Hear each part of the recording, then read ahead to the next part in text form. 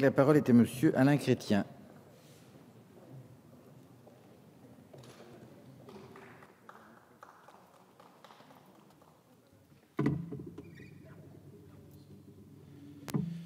Merci Monsieur le Président, Mesdames les ministres, Monsieur le Ministre, mes chers collègues.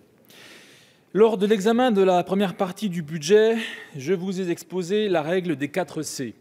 Consensus, la constance, la confiance et la croissance. Il faut admettre que depuis le mois de juin 2012, ces 4 valeurs, vous ne les avez pas respectées. Votre politique budgétaire est menée au gré des obstacles qui s'annoncent, sans cohérence d'ensemble, et votre politique économique ne permettra ni de renforcer la compétitivité, ni notre économie, ni même de soutenir les forces vives de ce pays. Absence de consensus.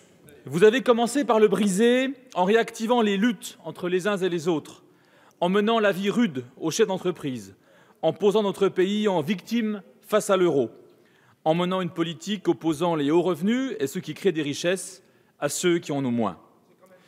Vous vous évertuez à créer des emplois aidés, financés par les entreprises, au lieu de diminuer les prélèvements auxquels elles sont soumises. Vous réduisez l'assiette de l'impôt et augmentez les taux, alors qu'il faudrait précisément faire l'inverse. Bref, vous menez une politique de l'offre lorsque vous ne menez ni plus ni moins qu'une politique de la demande. Allez comprendre, personne n'y comprend plus rien, ni les Français, ni nos collègues européens. Au sein même de votre majorité, le consensus est absent, privant ainsi de toute cohérence votre politique budgétaire et économique, puisque même vous, mes chers collègues socialistes, vous n'êtes d'accord sur rien, vu la guerre civile qui règne au sein de votre groupe. Manque de constance.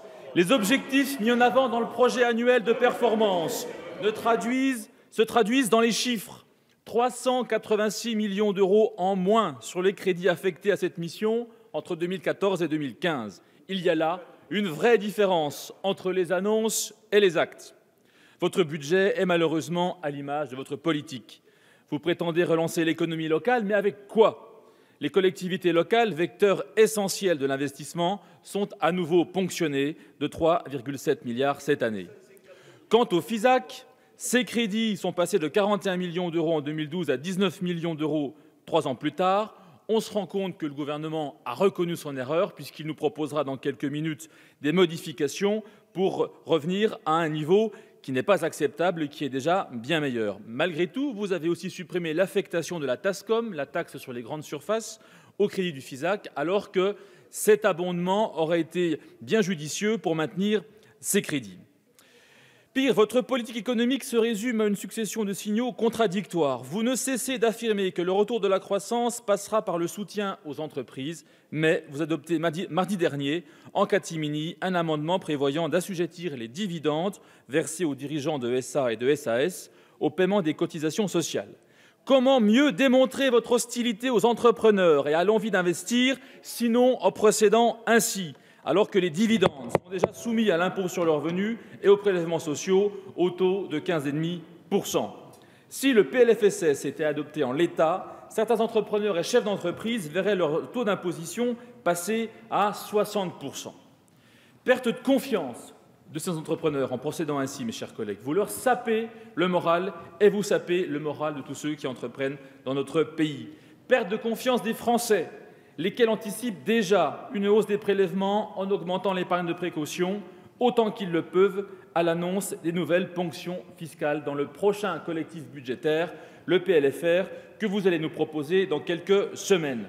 Perte de confiance de nos partenaires européens également. La France épuise son capital confiance. Personne ne croit que la France tiendra ses objectifs budgétaires l'an prochain, et certains estiment même que la situation va s'aggraver. La France aura donc en 2016 le déficit le plus élevé de toute la zone euro, selon les prévisions de la Commission européenne publiées mardi. Perte de confiance des investisseurs. Les chiffres publiés ces derniers jours par la Chambre de commerce américaine sont sans ambiguïté.